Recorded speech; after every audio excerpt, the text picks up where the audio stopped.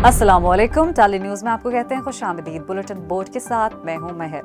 Bulletin board में हम शामिल करेंगे इस हफ्ते से कुछ अहम और दिलचस्प खबरें। बुलेटिन बोर्ड में सबसे पहले नजर डालते हैं टॉप स्टोरीज पर। मुल्क भर में कोरोना की तशवीशनाक सूरत हाल, NCOC का अहम इक़दाम, अवाम पे गिरा महंगाई का बम, Pakistan super league season 7 Covid के बाइस मुतासिर, हुकूमत की जानिब से फनकारों के लिए बड़ी खबर, सादत हसन मंटो हम आपको नहीं भूले, स्पोर्ट्स स्टार सानिया मिर्जा क्या कर रही हैं, ज़माने के कर्ब और एहसासात को नई ज़बान देने वाले शायर मोहसिन नकवी, पाकिस्तान के सुपरस्टार क्रिकेटर शाहिद आफरीदी कहां जा रहे हैं।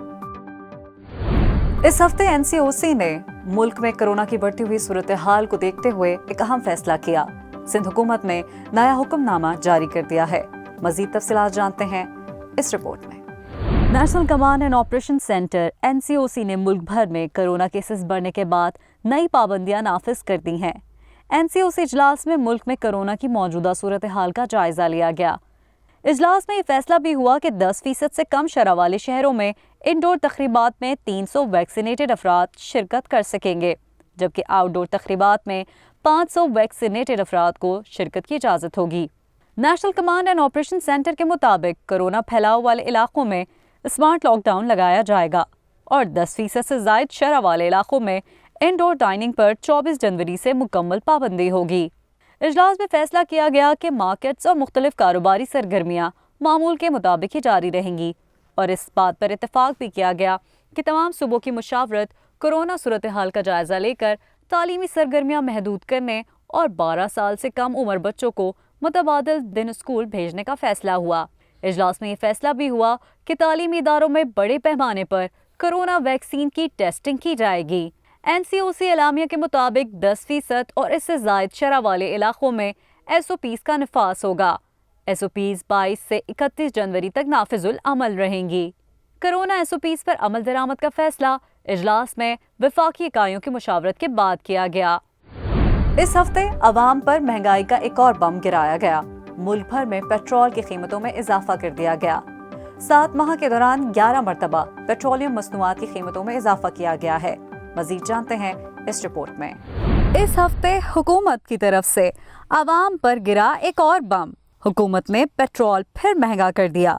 वफाकी हुकूमत ने आइंदा 15 रोज के लिए इस हफ्ते पेट्रोलियम मसनूआत की कीमतों में इजाफे का नोटिफिकेशन जारी कर दिया। वजारत खजाना की जानिब से नोटिफिकेशन के मुताबिक पेट्रोल की कीमत में 3 रुपए 1 पैसे फी लीटर का इजाफा किया गया है, जिसके बाद नई कीमत 147 रुपए 83 पैसे फी लीटर हो गई। वजारत खजाना ने बताया कि हाई स्पीड डीजल की कीमत 3 रुपए इजाफे के बाद 144 रुपए 62 पैसे मुकर्रर की गई है, जबकि मिट्टी के तेल की कीमत 3 रुपए इजाफे के बाद 116 रुपए 48 पैसे फी लीटर हो गई है। दूसरी जानिब वफाकी वजारत खजाना के तर्जुमान मुजम्मिल असलम का कहना था कि एक दफ़ा फिर वजीर आज़म ने ओगरा की तजवीज़ मुस्तरद कर दी है। उन्होंने कहा कि पिछले 15 दिन में आलमी मार्केट में खाम तेल की कीमतों में 10% इजाफा हुआ, मगर हुकूमत ने सिर्फ 2% इजाफा किया है। ख्याल रहे कि वफाकी हुकूमत ने साल नौ के मौके पर पेट्रोलियम मसनूआत की कीमतों में इजाफा किया था। इस दौरान 7 माह में 11 बार पेट्रोलियम मसनूआत को महंगा किया गया है। इस हफ्ते पाकिस्तान सुपर लीग सीजन 7 के रंग फीके पड़ते हुए नजर आए। NCOC ने मुल्क भर में कोरोना के केसेस बढ़ने के पेश नजर सुपर लीग के हवाले से एक अहम फैसला किया। मजीद जानते हैं इस रिपोर्ट में। NCOC ने पाकिस्तान सुपर लीग 7 के कराची में मैचेस के लिए 25% तमाशाइयों को स्टेडियम में दाखिले की इजाजत दे दी। पाकिस्तान सुपर लीग का पहला मरहला 27 जनवरी से 17 फरवरी तक नेशनल स्टेडियम कराची में खेला जाएगा। NCOC के फैसले के मुताबिक कराची में शेड्यूल हर मैच में तकरीबन 8000 तमाशाइयों को नेशनल स्टेडियम में दाखिले की इजाजत होगी। तहम इन तमाम तमाशाइयों की सेहत और हिफाजत के पेश नजर स्टेडियम में दाखिले के लिए सख्त कोविड-19 प्रोटोकॉल्स बनाए गए हैं। NCOC की जानिब से कोविड-19 से मुतालिक जारी की गई हिदायत की खिलाफ वर्जी करने वाले शख्स को स्टेडियम से बाहर निकाल दिया जाएगा। واضح رہے کہ ایونٹ کا دوسرا مرحلہ 10 فروری سے قذافی اسٹیڈیم لاہور میں کھیلا جائے گا اور 27 فروری تک جاری رہنے والے اس ایونٹ میں تماشائیوں کی تعداد سے متعلق فیصلہ مناسب وقت پر ہی کیا جائے گا۔ دوسری جانب پاکستان سپر لیگ کے ابتدائی مرحلے میں 12 سال سے کم عمر بچوں کو داخلے کی اجازت نہیں ہوگی۔ جی ہاں، پاکستان کرکٹ بورڈ کے مطابق پی ایس ایل میچز کے لیے اسٹیڈیم میں داخلے کی بنیادی شرط مکمل ویکسین سرٹیفکیٹ ہے۔ دوسری طرف پی ایس ایل افسران کے بعد اب کھلاڑیوں کے اہل خانہ بھی کورونا میں مبتلا ہو گئے ہیں۔ پی ایس ایل کے سربراہ عثمان واہلا اور سینئر افسر اون زیدی کا بھی کورونا ٹیسٹ مثبت آنے کے بعد دونوں 10 روزہ آئسولیشن میں ہیں۔ ادھر کوئٹہ گلیڈیٹرز کے 5 غیر ملکی کھلاڑی پاکستان آنے سے قبل ہی کورونا کا شکار تھے اور اب کپتان سرفراز احمد کی والدہ اور اہلیہ بھی کورونا سے متاثر ہیں۔ دوسری جانب کھلاڑیوں کے لیے ہوٹل میں ببل بنایا جا رہا ہے، جبکہ پہلی بار گراؤنڈ سٹاف کو بھی گھر جانے کی اجازت نہیں ہوگی۔ پاکستان کرکٹ بورڈ افسران آپس میں میل ملاپ سے گریز کر رہے ہیں اور زیادہ تر میٹنگ آن لائن ہی ہو رہی ہیں۔ اس ہفتے حکومت وقت کی جانب سے پاکستان کی فنکار برادری کو ملی ایک بڑی خوشخبری۔ سینٹ میں قرارداد منظور ہوئی تو وہیں پر شوبز شخصیات نے حکومت کو خراج تحسین پیش کرنا شروع کر دیا۔ مزید جانتے ہیں اس رپورٹ میں۔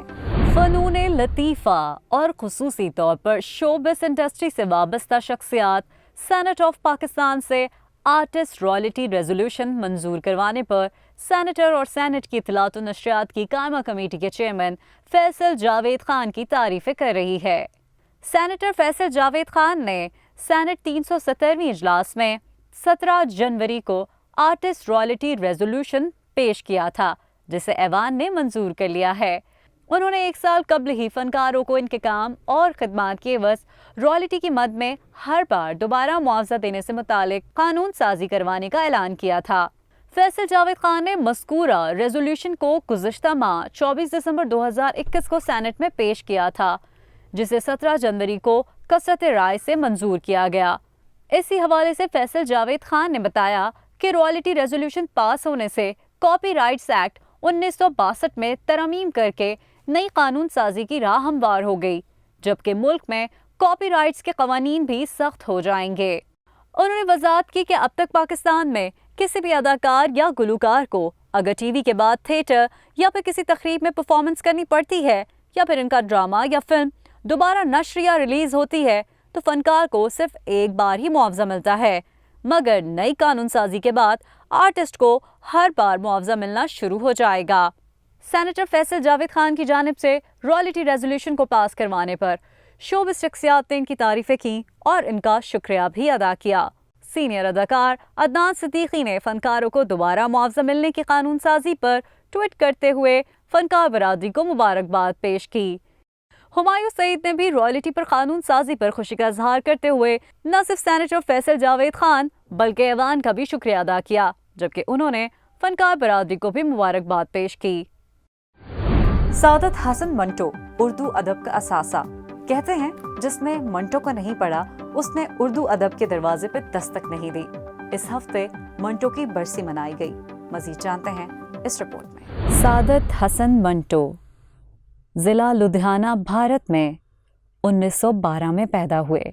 1931 میں مسلم ہائی اسکول امرتسر سے میٹرک کیا۔ MAO کالج امرتسر چھوڑ کر علی گڑھ یونیورسٹی میں جون 1935 میں داخلہ لیا۔ 1936 میں ہی انجمن حمایت اسلام کے جریدہ حمایت اسلام اور کرم چند کے پارس میں چند ماہ بطور صحافی کام کیا۔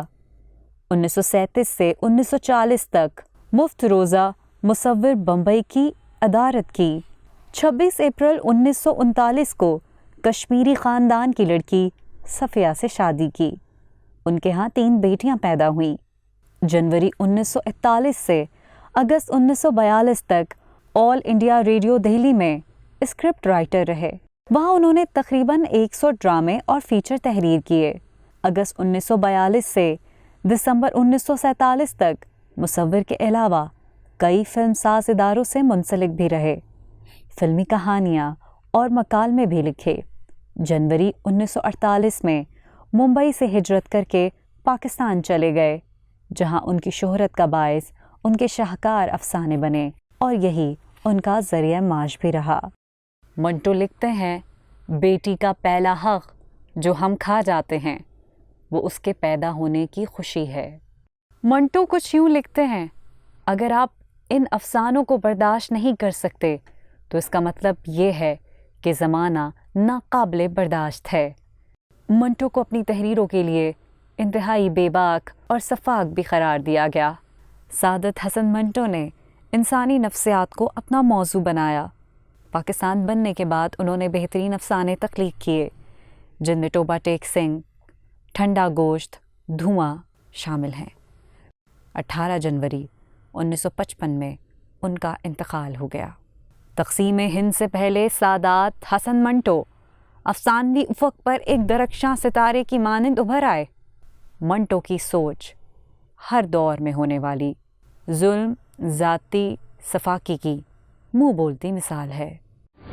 اس ہفتے اسپورٹ سٹار ثانیہ مرزا نے ٹینس کو خیر بات کہنے کا ارادہ کر لیا۔ سن 2022 کے بعد وہ ریٹائر ہو رہی ہیں۔ مزید تفصیلات جانتے ہیں اس رپورٹ میں۔